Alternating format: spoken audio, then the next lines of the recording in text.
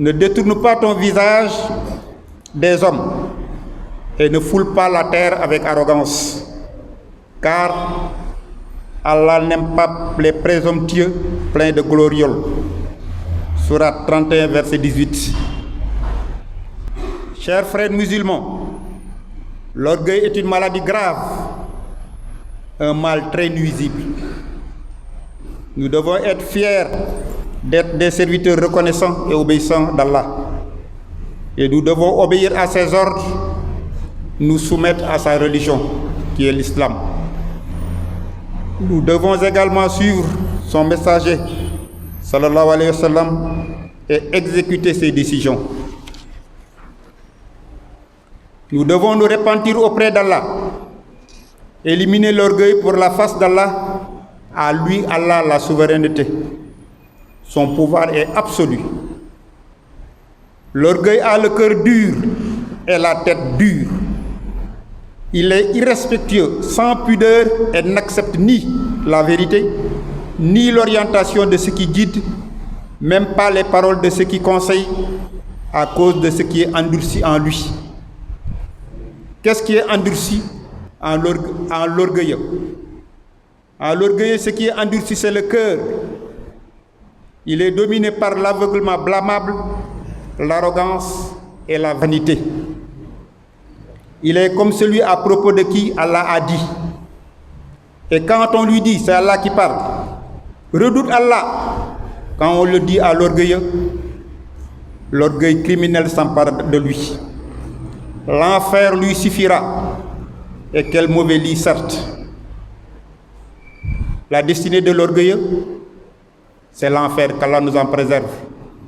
Donc le musulman doit éviter d'être orgueilleux. Il doit être modeste et humble, sachant qu'il n'est pas meilleur que les autres. S'il a plus que les autres aussi, il n'est pas meilleur que les autres. L'orgueil en général, c'est quelqu'un à qui Allah a donné quelque chose de ce monde et il pense qu'il est au-dessus des autres. Il se trompe lourdement. Et son chemin, c'est le chemin de Satan.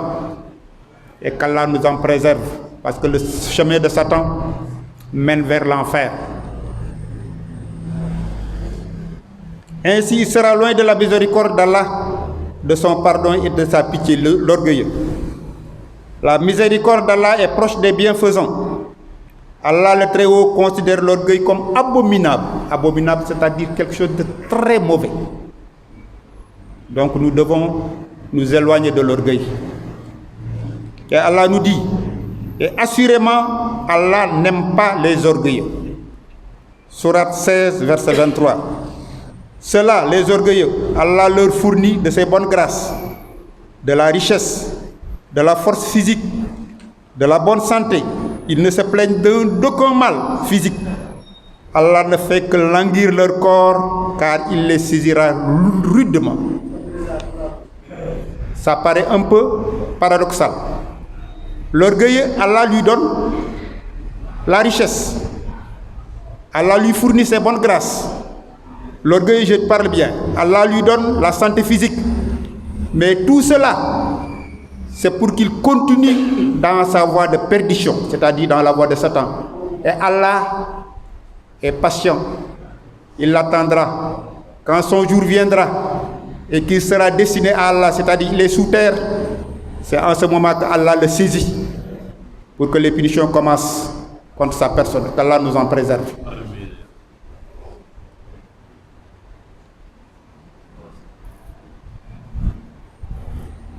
Quand ceux qui n'ont pas cru ne comptent pas que le délai que nous leur accordons soit à leur avantage. Si nous leur accordons un délai, c'est seulement pour qu'ils augmentent leur péché. C'est ce que je venais de vous dire. Allah le fait vivre longtemps pour qu'il augmente ses péchés. Je pense que le devoir d'un bon musulman, c'est d'éviter d'avoir des péchés, mais pas d'augmenter ses péchés. Parce que celui qui augmente ses péchés, je pense que sa destinée est connue. Qu'Allah nous en préserve. Et qu'Allah nous mette sur la voie de la guidance pour qu'au contraire, nous augmentons nos bonnes actions et non nos péchés. Parce que les péchés mènent vers l'enfer, qu'Allah nous en préserve. Et pour eux, un châtiment avilissant. Donc Allah les attend pour un châtiment avilissant, c'est-à-dire toutes sortes de supplices, de punitions. Ils le subiront quand ils seront en face de leur Créateur, qu'Allah nous en préserve. Il nous suffit de savoir que l'orgueil fait partie des attributs des gens de l'enfer. Ce contre qui Allah est courroucé. Courroucé, ça veut dire Allah est très en colère contre les orgueils. Il les a éloignés de sa miséricorde, c'est-à-dire il ne les pardonne pas, et les a exclus de son paradis. Donc le paradis aussi n'est pas une destinée pour les orgueilleux. Suite à la dureté de leur cœur et le manque de compassion de leur part, de même que l'absence d'obéissance, la perpétuité dans le péché, c'est-à-dire ils pêchent tout le temps, les orgueilleux, et la faiblesse et la certitude de la foi, ils n'ont pas la foi, ils ne croient pas en Allah ni à son envoyé, le prophète sallallahu alayhi wa sallam. Ils ont aussi tourné le dos à l'autorité d'Allah pour suivre leur passion personnelle et Satan. Je pense que celui qui suit Satan, sa destinée, tout le monde le connaît, c'est l'enfer, qu'Allah nous en préserve. L'orgueilleux se voit au-dessus des autres créatures d'Allah et se considère plus important qu'eux. Ceci est un égarement. L'orgueil est inspiré de Satan lorsqu'il dit à son Seigneur, c'est Satan qui parle, Satan qui dit à son Seigneur, je suis meilleur que lui. Meilleur que lui, il parlait d'Adam. Tu m'as créé du feu et tu l'as créé d'argile. Sourate 38, verset 76. C'est cet orgueil qui l'a dérouté pour que le paradis ne soit plus son refuge, Satan, mais ce sera plutôt l'enfer. Iblis était orgueilleux et son sort auprès d'Allah était le bannissement, c'est-à-dire Allah l'a rejeté. La malédiction et la perpétuité en enfer. Toute la perpétuité, Satan vivra ça en enfer. Mais comme au départ il est seul en enfer, il voudrait des compagnons. Et qui seront ses compagnons demain? C'est ceux qui ont quitté la voie de la guidance, c'est-à-dire les enseignements du prophète sallallahu alayhi wa sallam et ce qu'il nous recommande et les ordres venant d'Allah subhanahu wa ta'ala pour dévier et prendre la voie de Satan. Ceux-là seront ses compagnons demain dans l'enfer, qu'Allah nous en préserve.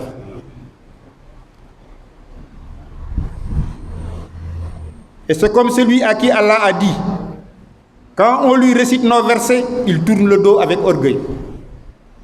Comme s'il ne les avait point entendus, comme s'il y avait un poids dans ses oreilles. Fais-lui donc l'annonce d'un châtiment douloureux. Donc à cette personne, c'est un châtiment qui sera au bout de compte, qu'Allah nous en préserve.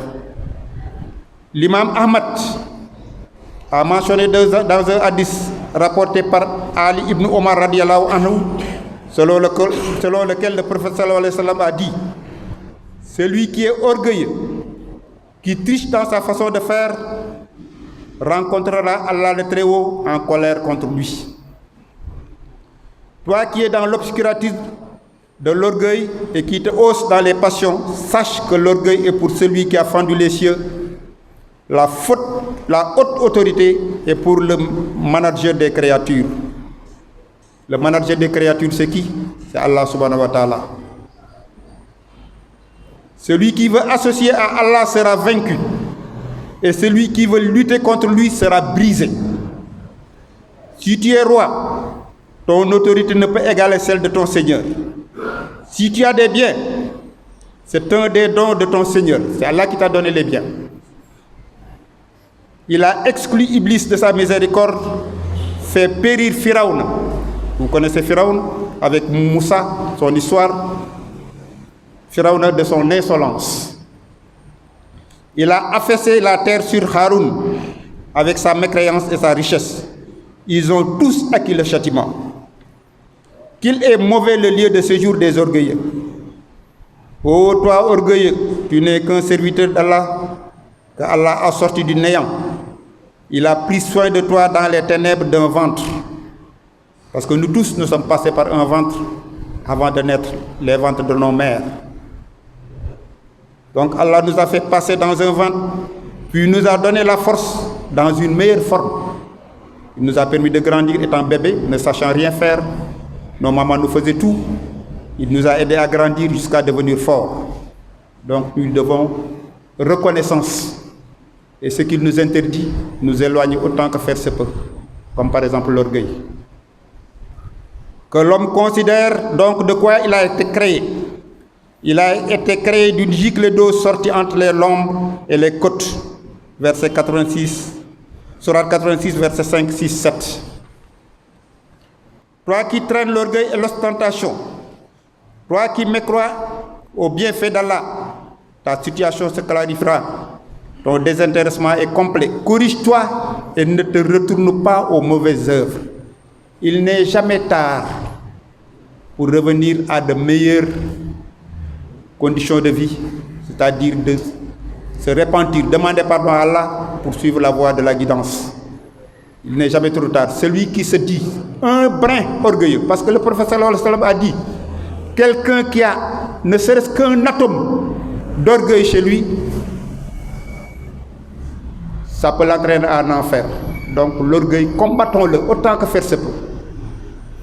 Si je me sens un peu orgueilleux, je dois faire de mon mieux pour combattre cet orgueil et revenir à de meilleurs sentiments.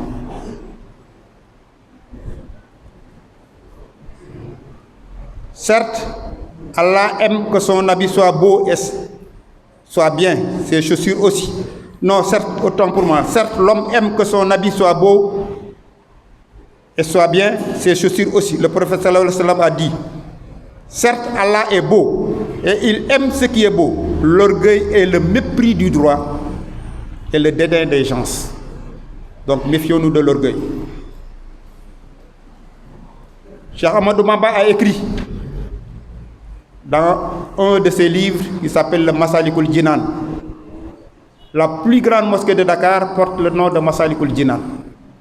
C'est une mosquée qui a été édifiée à Dakar pour Allah subhanahu wa ta'ala.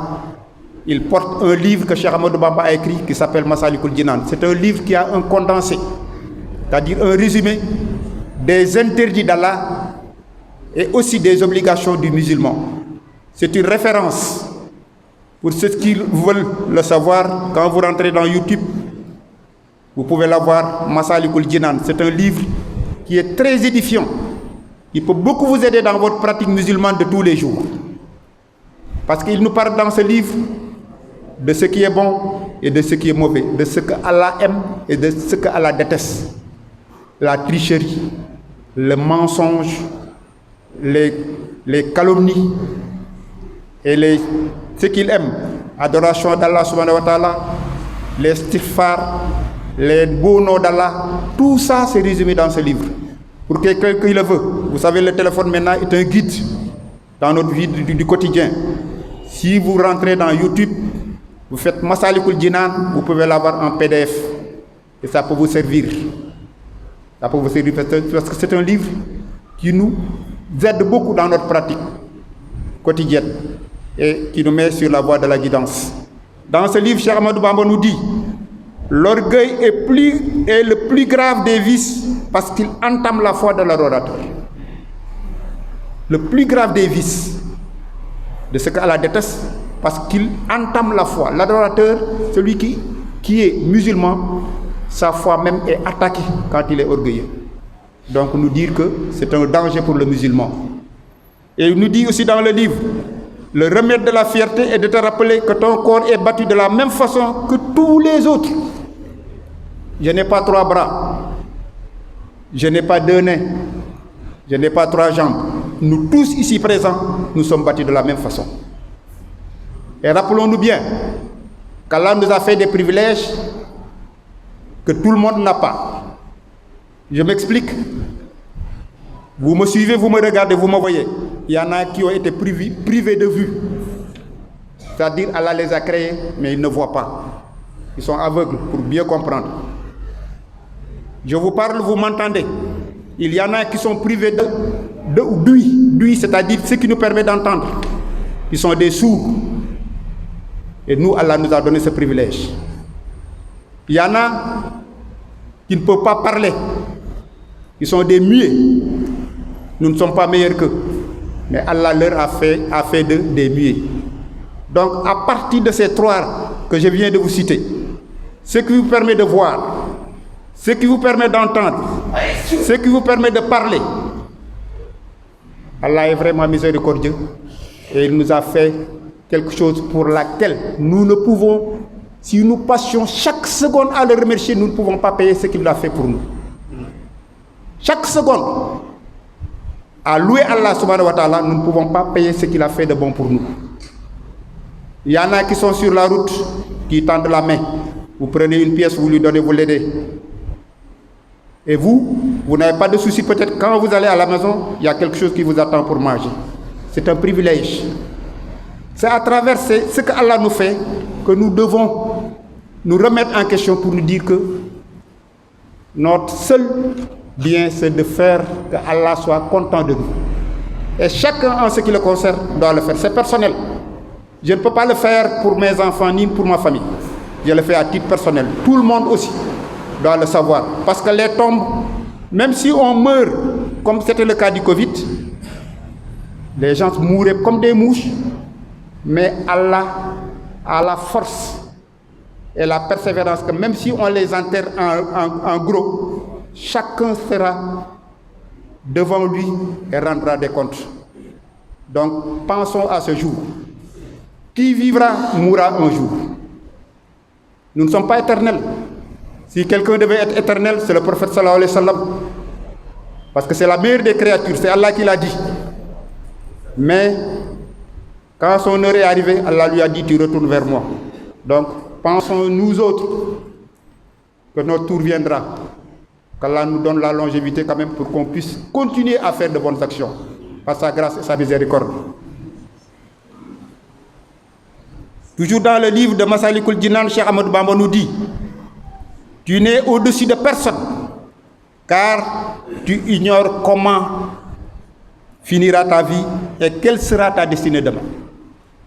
Je ne suis au-dessus de personne, parce que je ne sais pas comment finira ma vie, et comment demain, aussi ce qui m'attend demain, je ne peux pas savoir.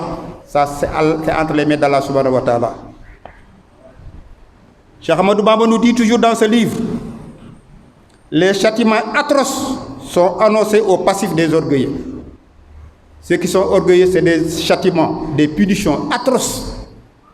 Les plus mauvaises punitions qui les attendent, qu'Allah nous en préserve.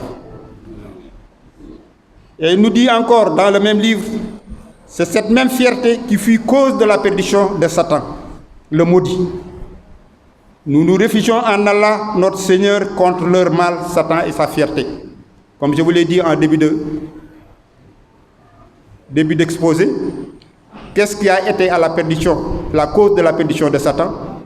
Quand il s'est dit, lui, il est meilleur qu'Adam. Parce qu'il a été créé à travers la lumière, alors qu'Adam a été créé à travers l'argile. Donc c'est ce qui a créé sa perdition, et qu'Allah nous en préserve. Nous demandons à Allah subhanahu wa ta'ala, par sa grâce et sa miséricorde, de nous mettre sur la voie de la guidance, la voie des bonnes actions. Par sa clémence et sa miséricorde, qu'il nous accorde longévité, longue vie, qu'il nous accorde bonne santé et prospérité, pour que la vie soit plus facile et qu'on soit à ses ordres, pour faire ce qu'il nous recommande et fuir autant que faire se peut ce qu'il nous interdit. Par sa bonté et sa miséricorde. Ya Rabbana innal wara tadarrawu li awliya'i kama liyasu ilayka ya Rabbal wara ya Rabbana ya Rabbana ya Rabbana fakun lana wajil lana lutfan wa amnan ya ahad ya man ta'ala lam yakun kufan ahad. Subhana rabbika rabbil izzati amma yasifun wa salamun alal mursalin walhamdulillahi rabbil alamin.